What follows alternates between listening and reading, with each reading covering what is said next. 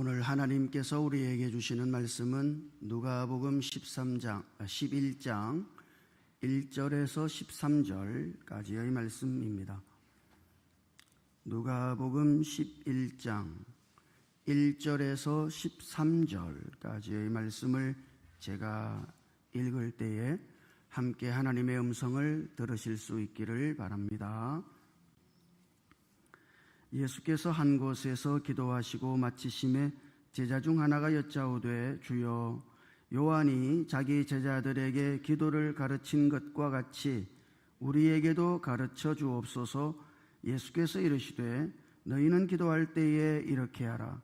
아버지여, 이름이 거룩히 여김을 받으시오며 나라가 임하시오며 우리에게 날마다 일용할 양식을 주시옵고 우리가 우리에게 죄 지은 모든 사람을 용서하오니 우리 죄도 사하여 주시옵고 우리를 시험에 들게 하지 마시옵소서 하라. 또 이르시되 너희 중에 누가 벗이 있는데 밤중에 그에게 가서 말하기를 벗이여 떡 세 덩이를 내게 구워달라. 내 벗이 여행 중에 내게 왔으나 내가 먹일 것이 없노라 하면 그가 안에서 대답하여 이르되 나를 괴롭게 하지 말라. 문이 이미 닫혔고 아이들이 나와 함께 침실에 누웠으니 일어나 네게 줄 수가 없노라 하겠느냐.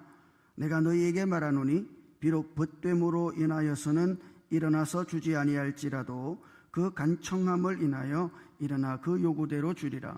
내가 또 너희에게 이르노니 구하라 그러면 너희에게 주실 것이요 찾으라 그러면 찾아낼 것이요 문을 두드리라 그러면 너희에게 열릴 것이니 구하는 이마다 받을 것이요 찾는 이는 찾아낼 것이요 두드리는 이에게는 열릴 것이니라.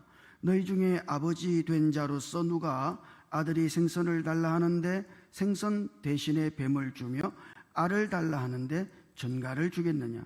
너희가 악할지라도 좋은 것을 자식에게 줄 알거든 하물며 너희 하늘 아버지께서 구하는 자에게 성령을 주시지 않겠느냐 하시니라. 아멘. 샬롬.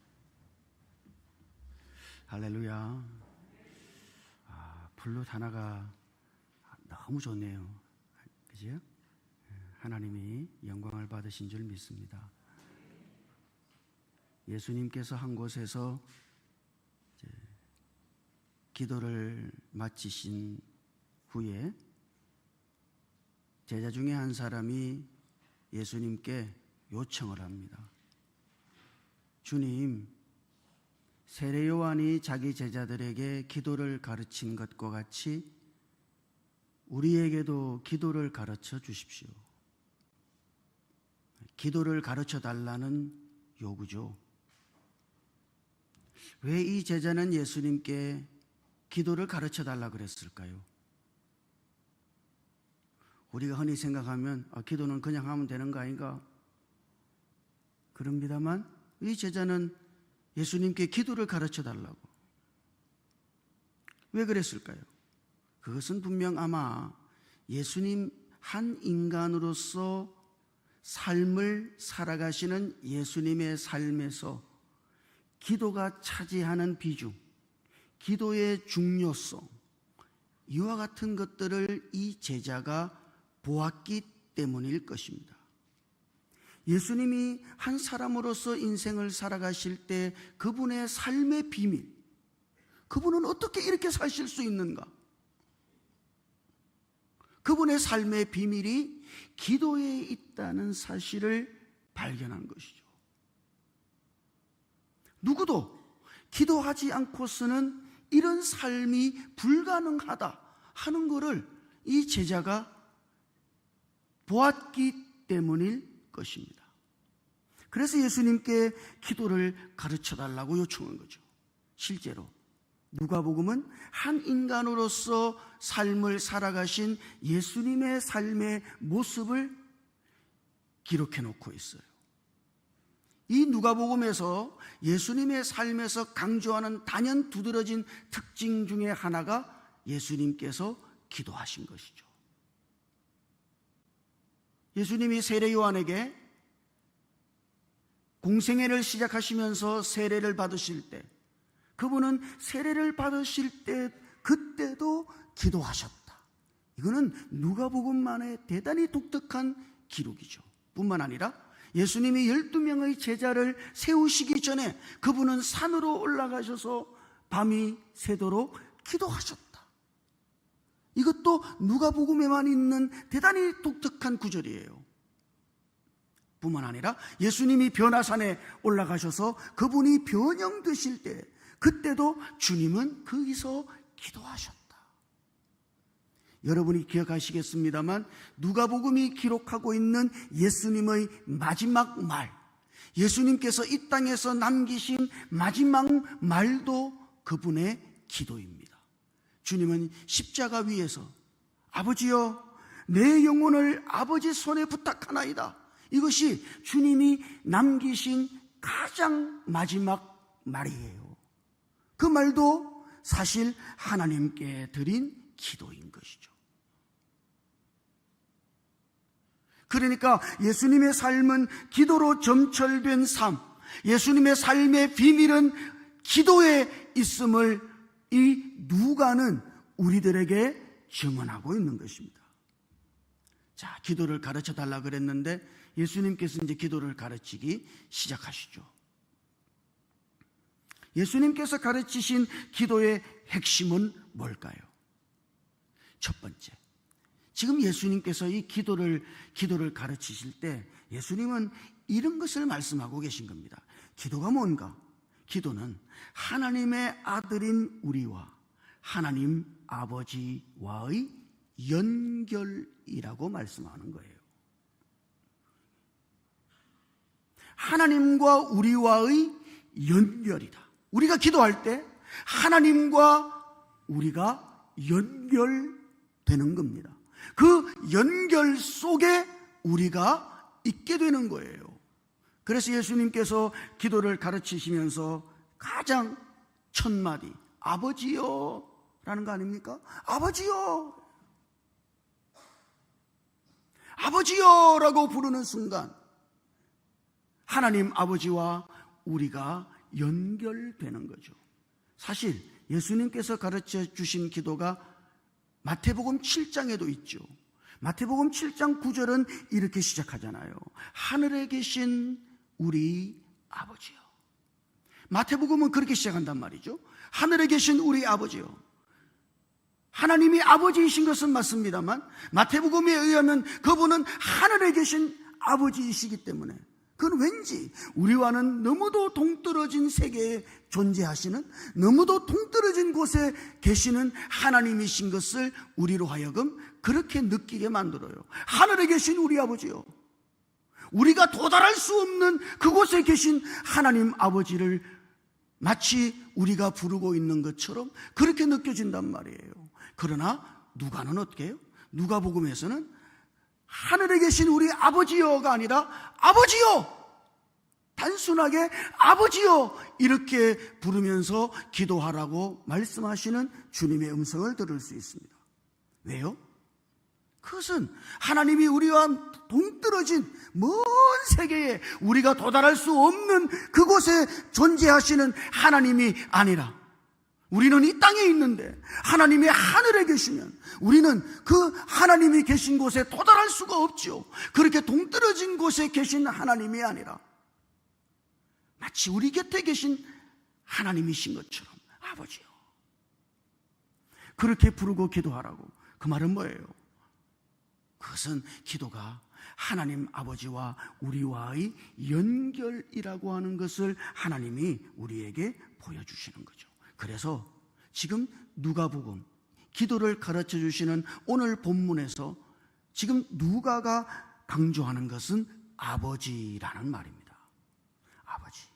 11절에도 그랬죠.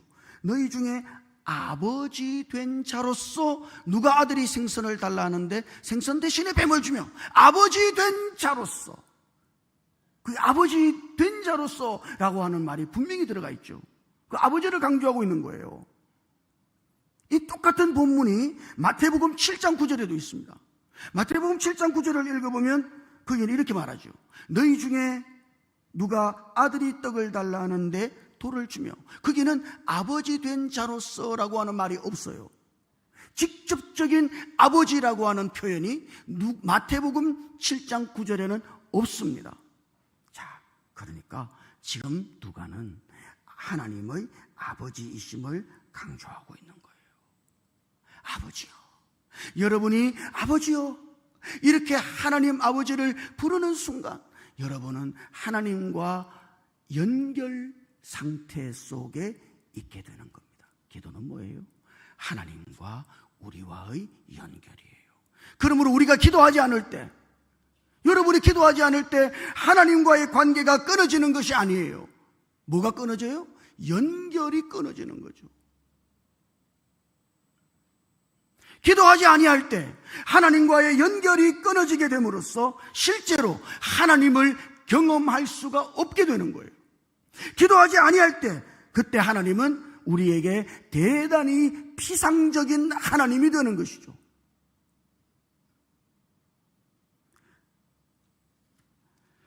생물학자 중에 베스터언이라고 하는 생물학자가 있는데, 이 사람이 하루는 그 나뭇가지와 덤불 속에 집을 짓고 사는 거미류를 관찰한 적이 있습니다. 그 거미류를 관찰하다가 대단히 재미있는 거미 하나를 발견했어요. 이 거미는 마찬가지로 나뭇가지와 덤불 속에 새끼를 부화한단 말이죠. 자, 그런데 그 나뭇가지와 덤불 속에 부화해 놓은 새끼가 놀라가지고 그 바깥 외부에서의 어떤 위협을 당해가지고 이 새끼가 깜짝 움찔 놀라잖아요. 그러면 바깥에 있던 그 거미가 득달같이 달려온다는 거예요. 그래서 그 새끼를 보호한다는 거죠. 이게 참 신기한 일이더란 말입니다. 아니, 새끼가 조금만 움찔 그래도 바깥에 있던 어미가 알아차려요. 그리고 득달같이 달려와가지고 딱 새끼를 보호해요. 이게 너무 신기하니까 이 거미를 관찰하기 시작했습니다. 유심히 관찰해 보니까 그 어미 거미와 새끼 거미 사이에 보일락말락하는 비단줄 같은 어떤 아주 미세한 줄이 연결되어져 있는 거예요. 그래서 새끼가 움찔하잖아요. 그러면 그 연결되어져 있는 줄이 팽팽하게 당겨지는 거죠. 그때 어미가 그걸 알아차리고, 위기를 알아차리고 바깥에서 쏜살같이 달려와가지고 그 새끼를 지키더란 말이에요. 그러니까 여러분, 보일락말락하는 줄로 새끼와 어미가 연결되어져 있어요. 여러분, 이 연결선은 생명선이죠. 그죠? 마찬가지예요.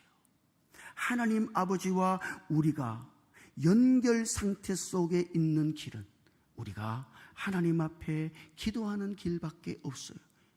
여러분, 기도는 단순히 하나님 앞에 뭔가 달라고 조르는 것이 아닙니다.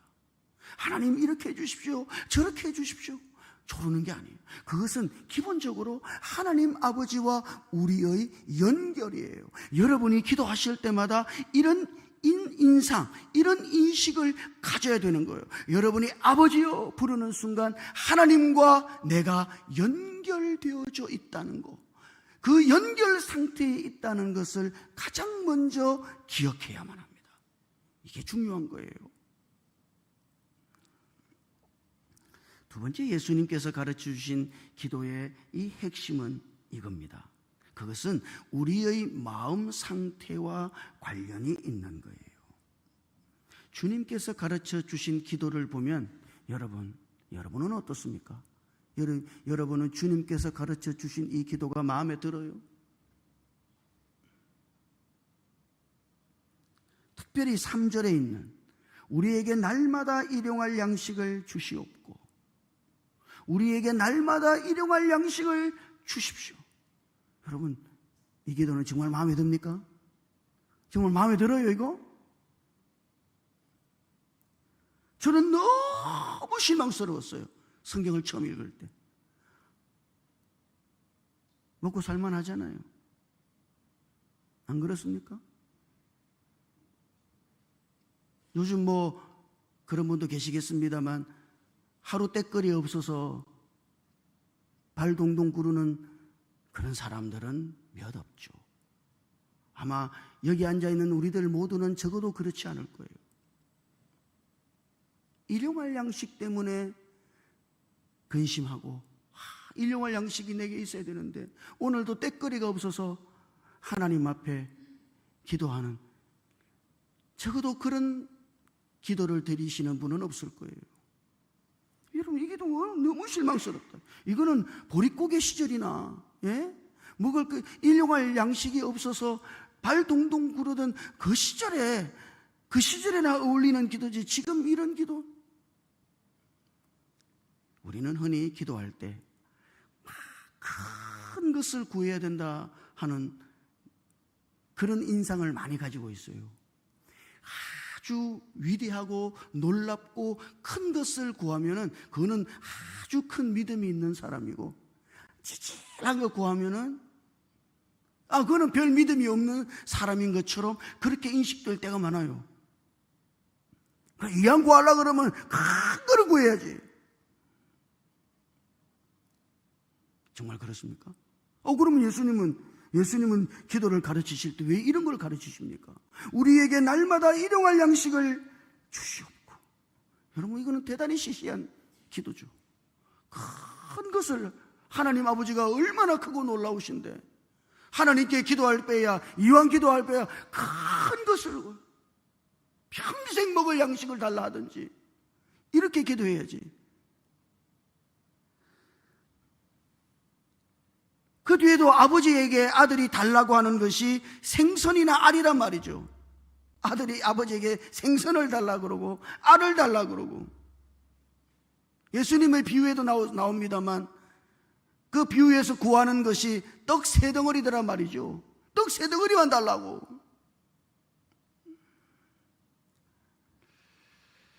이거 얼마나 시시한 기도예요. 그러면 왜 주님은 이런 시시한 기도를 가르치시는가? 그 주님의 의도가 뭐예요? 주님은 우리의 일상에 시시해 보이는 우리의 모든 삶도 하나님이 아니면 살 수 없을 것처럼 그렇게 하나님께 의존되어져 있어야 한다고 말하는 거예요. 기도는 누가 하는 겁니까? 여러분은 정말 기도할 수 있어요? 누가 기도할 수 있어요? 나의 일상의 모든 것이 하나님이 없으면 살 수 없는 그런 사람. 내가 오늘도 하나님이 아니면 살 수가 없어요. 하나님이 계시지 않으면 살 수가 없어요. 그렇게 내 삶이 하나님께 의존되어져 있어요. 그런 사람은 하나님 앞에 기도할 수 있습니다. 우리가 기도할 때 하나님을 향하여 이런 마음의 상태이어야 한다고 말하는 거예요. 주님도 말씀하셨잖아요. 너희가 나를 떠나서는 아무것도 할 수 없느니라. 아무것도 할 수 없느니라. 내가 없지, 나를 벗어났지, 내가 아니면 너희들은 아무것도 할 수가 없어. 주님이 그렇게 말씀하신단 말이죠. 여러분, 오늘 우리가 그렇게 주님께 의존되어져 있는 마음의 상태, 그러면 우리는 주님을 향하여 기도하게 될 것입니다. 기도할 때 우리가 하는 그 기도의 내용, 얼마나 큰 것을 구하고 위대한 것을 구하고 하나님 나를 통해 위대한 역사를 이루어 주십시오, 그렇게 기도하는 것보다 더 중요한 것은 기도하는 우리의 마음의 상태. 여러분은 어때요? 여러분의 일상의 삶이 하나님이 없으면 매일을 살아갈 수 없을 것처럼 그렇게 내가 하나님을 의존하고 있는가? 정말 그렇게 하나님을 의존한다면 우리는 자연히 하나님을 향하여 기도하게 될 것입니다. 하나님을 향한 이런 마음으로, 하나님 없이 나는 일상의 삶이 불가능합니다. 내 삶은 하나님께 의존되어져 있습니다. 하나님이 계시지 않으시면 나는 아무것도 아니고 주님을 떠나서 나는 아무것도 할 수가 없습니다. 그런 마음, 그런 마음의 상태, 그렇게 주님께 의존되어져 있어서 주님을 향해 기도하는 우리들 모두가 될 수 있기를 주님 이름으로 축복합니다. 그런데 예수님께서 기도를 가르치기 위해서 한 가지 비유를 말씀하시죠. 누가복음에만 있는 이 비유는 이거 참 우리로 하여금 당혹스럽게 만드는 비유예요.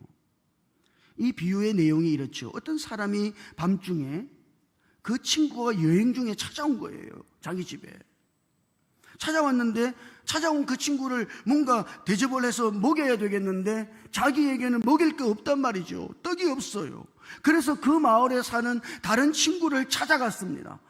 거기서 자초지정을 이야기하고, 야, 너 떡 3덩이를 좀 내게 구워다오, 이렇게 요청을 한단 말이죠. 그래 요청을 하게 되면 그 친구가, 야, 우리 끝났어. 이미 문을 닫았고 아이들과 함께 잠자리에 들었기 때문에, 야, 내일 와. 우리 줄 수가, 오늘은 안 돼. 우리는 지금 줄 수가 없어. 이렇게 말하지 않는다는 거예요. 친구 때문에 주지는 않을지라도 간청함 때문에 일어나서 필요한 떡을 제공한다는 이야기죠. 그러니까 이 비유의 핵심은 8절에 있는 겁니다. 8절에. 한번 같이 읽어봅시다. 이거. 자, 같이 읽어볼까요? 시작. 내가 너희에게 말하노니 비록 벗됨으로 인하여서는 일어나서 주지 아니할지라도 그 간청함을 인하여 일어나 그 요구대로 주리라. 아멘. 여기서 우리를 당혹해 하는 것은 간청함을 인하여라는 이 말입니다. 이 말이 지금 이 본문의 상황과 전혀 맞지가 않는 이야기예요. 간청한다는 것은 뭡니까? 그거는 간절히 요청한다는 이야기죠. 그거는 어떤 의미에서 귀찮게 조른다는 이야기예요. 몇 번이고 이야기하고 몇 번이고 요청을 해서 받아낼 때까지 그렇게 요청한다는 이야기 아닙니까? 여기 이 간청한다는 이 말 때문에 우리는 이 비유의 핵심을 놓쳐요. 이게 헷갈린단 말이죠. 정말 예수님이 간청하는 것이 기도다, 너희 기도할 때 있지, 그거는 간청하는 거야 기도가, 그렇게 말씀하고 싶으셨더라면 이 비유에서 지금 떡을 3덩이를 빌리러 간 그 사람이 그 마을에 있는 친구에게 여러 번 찾아가야 되는 거예요. 문을 두드려도 여러 번 두드려야 되는 거예요.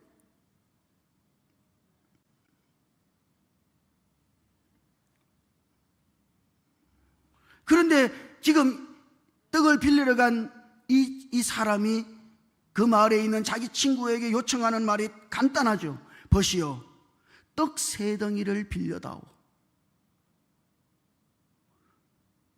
친구가 여행 중에 내게 왔는데 내가 먹을 것이 없네? 이렇게 말하는 것뿐이단 말이에요. 이 말 속에는 간청함이 묻어져 있지 않습니다. 지금 이 말은 간청하는 말이 아니에요. 뿐만 아니라 그렇게 떡 3덩이를 빌려달라고 요청했을 때 당연히 들을 대답에 대해서 주님은 말씀하시죠. 7절이요, 7절. 한번 같이 읽어볼까요? 7절도 같이요. 시작. 그 안에서 대답하여 이르되 나를 괴롭게 하지 말라. 문이 이미 닫혔고 아이들이 나와 함께 침실에 누웠으니 일어나 네게 줄 수가 없노라 하겠느냐? 한마디를 들었는데, 떡 3덩이를 빌려달라고 한마디를 들었는데, 지금 내 상황이 줄 상황이 아니야. 문을 이미 닫았어. 아이들과 함께 잠자리에 들었다니까. 지금은 줄 수가 없어. 그렇게 말하겠는가? 하는 거죠. 그렇게 말하지 않는다는 이야기죠. 당연히 준다는 이야기예요. 귀찮게 조르지 않아도, 여러 번 반복해서 말하지 않아도, 문을 두드리고 사정을 하지 않아도 당연히 준다는 이야기예요. 그러면 왜 주님은 여기 간청함을 인하여 일어나 그 요구대로 주리라 이렇게 말씀하시는가? 거기 간청함이라는 이 말은 아나데이아라고 하는 말인데요, 신약 성경에 여기 한 군데 딱 사용되어진 말입니다. 이 말의 원래 뜻은 이런 거예요. 수치를 피하기 위하여, 부끄러움을 당하지 않기 위하여, 체면을 잃지 않기 위하여, 그런 말이에요. 그러니까 지금 떡 세 덩이를 빌리러 온 그 친구에게 내가 친구 관계이기 때문에 내가 일어나서 주지 않는 것이 아니라 자기의 체면을 잃지 않기 위해서라도 일어나서 그 요구대로 줄 것이다. 자, 주님이 이 비유를 하신 이유요, 기도는 너 하나님께 졸라대는 거야. 줄 때까지 떼쓰고 하나님이 네 요구를 들어줄 때까지 간절하게 매달리는 거야. 주님은 지금 그렇게 말씀하시는 것이 아닙니다. 주님은 이걸 말하는 거예요. 기도는 뭔가? 기도는 당연히 하는 거다, 이 말이에요. 기도는 당연히 하는 거예요. 그리고 하나님이 우리의 기도를 당연히 들으실 줄 믿고 기도하는 거예요. 이게 기도다. 그런데 많은 사람들의 의식 속에는 그렇지가 않아요. 하나님이 우리가 뭘 달라고 떼를 쓰고 조르고 용을 쓰고 그렇게 해야 하나님이 우리의 요구를 들어주실 것처럼 사람들의 인식 속에는 그런 게 있다, 이 말이에요. 모든 종교 안에는 기도라고 하는 게 있잖아요. 다른 종교 안에 있는 기도를 보십시오. 그 기도에는 뭐가 있어요? 그 모든 기도 안에는 정성이라는 게 있습니다. 정성이라는 게 있어요. 기도할 때 어떻게 돼요? 정성껏 해야 돼요. 그래야 들어주실 동 말동한다. 정성껏 해요. 근데 복음 안에 있는 기도는 뭐예요? 기도는 우리가 당연히 하는 거예요. 당연한 요구. 그리고 하나님도 당연히 우리의 기도를 들으신다. 여러분이 기도할 때 하나님을 향해서 이런 마음이어야 한다, 이 말이에요. 그래서 그 다음 주님은 너무 간략하게 말씀하시죠. 구하라 그러면 너희에게 주실 것이요. 이거는 이보죠. 그래, 지금 간청함이라는 말과 그 뒤에 나오는 구하라 그러면 너희에게 주실 것이요, 이것이 언밸런스예요. 맞지를 않아요. 주님이 이 비유를 말씀하시고 나서 그 다음에 이렇게 말씀하시죠. 이거는 이 비유에 대한 해석이에요. 뭐라고요? 구하라 그러면 너희에게 주실 것이요. 너가 구했지? 그거 당연한 거야. 당연히 주실 거야. 여러분이 하나님 앞에 기도할 때 이런 믿음이어야 하는 거예요. 하나님을 향한 이런 신뢰와 이런 믿음이어야 하는 거예요. 기도는 이런 신뢰 속에 하나님 앞에 나아가는 것입니다. 하나님이 당연히 주시는 거예요. 아니, 더 좋은 것으로 주시는 거예요. 기도는 구걸하는 게 아닙니다. 매달려가지고. 주님은 그런 기도를 가르치시지 않아요. 하나님이 당연히 주실 줄 믿고 하나님 앞에 기도할 수 있기를 주님 이름으로 축복합니다. 그거 당연한 거예요. 우리는 당연히 기도하고 하나님은 당연히 응답하시죠. 이것이 주님께서 가르치신 기도의 세 번째 요점이에요. 기도는 뭡니까? 당연히 해야 하는 거예요. 당연히 하나님 앞에 기도해야 하는 거예요. 그리고 하나님은 당연히 우리의 기도에 응답하시고, 하나님이 그렇게 당연히 응답하실 줄 믿고 우리는 하나님 앞에 하나님을 향한 신뢰와 믿음으로 나아갈 수 있어야 하는 것이죠. 예수님께서 가르치신 기도의 마지막 핵심, 그것은 정말 기도할 때 기도의 결과를 여러분은 예상하고 계신가요? 기도의 결과가 뭔가? 기도의 끝, 정말 기도함으로써 우리가 얻게 되는 거, 그게 뭐예요? 자, 그것이 13절에 있죠. 한번 같이 읽어보십시다. 13절. 자, 같이 읽어볼까요? 시작. 너희가 악할지라도 좋은 것을 자식에게 줄 줄 알거든 하물며 너희 하늘아버지께서 구하는 자에게, 아멘, 구하는 자에게 성령을 주시지 않겠느냐. 여러분, 이게 기도의 결론이에요. 여러분, 기도하면 어떻게 되는데? 하나님이 정말 기도 속에 주시기를 원하시는 것이 뭡니까? 여러분이 기도할 때 무엇을 얻게 되는 걸까요? 기도의 결론은 뭡니까? 기도의 결과는 어떻게 되는 거예요? 우리가 기도할 때 하나님은 뭘 주셔요? 하나님은 우리에게 당연히 성령을 주신다. 이것이 지금 주님이 말씀하시는 기도의 결론이에요. 하나님은 기도하는 자에게, 구하는 자에게, 거기 구하는 자에게라는 이 말은, 그 말은 현재 구하고 있는 상태에 있는 사람에게 그런 이야기예요. 구하는 자에게, 현재 기도함으로써 하나님과 연결되어져 있죠. 하나님과의 연결 상태에서 여러분들은 하나님으로부터 무엇을 공급받아요? 우리가 기도할 때 하나님은 당신의 성령을 우리에게 공급하셔서 오늘 우리 안에 성령을 채우시고, 성령으로 말미암아 우리가 하나님에 의해서 살아갈 수 있도록 우리 안에서 역사하시는 하나님이신 것이죠. 주님은 기도할 때 뭘 기대하셨을까요? 기도함으로써 하나님께서 주시는 성령을 받고 성령으로 충만해져서 성령에 이끌리고 성령에 사로잡히고 성령을 따라서 살게 되는 그 삶을 우리가 살아가게 되는 것입니다. 그래서 기도가 중요한 거예요. 우리가 기도해서 무엇인가를 얻는 것보다 더 중요한 것은 기도 속에 하나님의 영이 우리 안으로 흐른다는 이야기인 것이죠. 이것이 기도의 결론이에요. 기도하지 않는다면 여러분은 하나님과의 연결 상태가 단절된 상태일 것이며 하나님이 주시기를 원하시는 것을 당연히 얻지 못할 것입니다.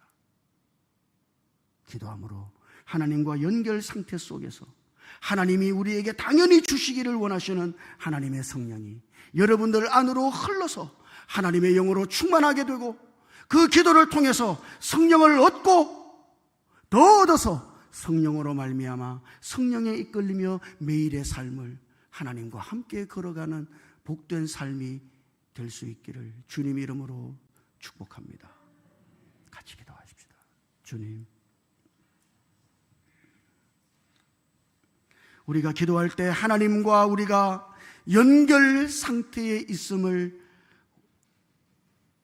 깨달을 수 있도록 우리에게 은혜를 주시옵소서. 그 무엇도, 사소한 일상의 삶도 하나님 없이는 할 수 없을 것처럼 그렇게 하나님께 의존되어져 있는 마음으로 하나님을 향해 기도할 수 있도록 주님 우리를 도와 주시옵소서. 당연히 기도하게 하시고 당연히 응답하시고 부어주시는 하나님의 은혜를 우리가 누릴 수 있게 역사해 주시옵소서. 구하는 자에게 성령을 주시지 않겠느냐 하신 것처럼 기도하는 우리들 안에 하나님의 성령이 끊임없이 흘러들어서 우리가 하나님의 영으로 충만하게 되고 성령에 이끌리며 매일을 살아갈 수 있도록 주여 은혜를 더하여 주시옵소서. 우리 주님 예수님 이름으로 기도드립니다. 아멘.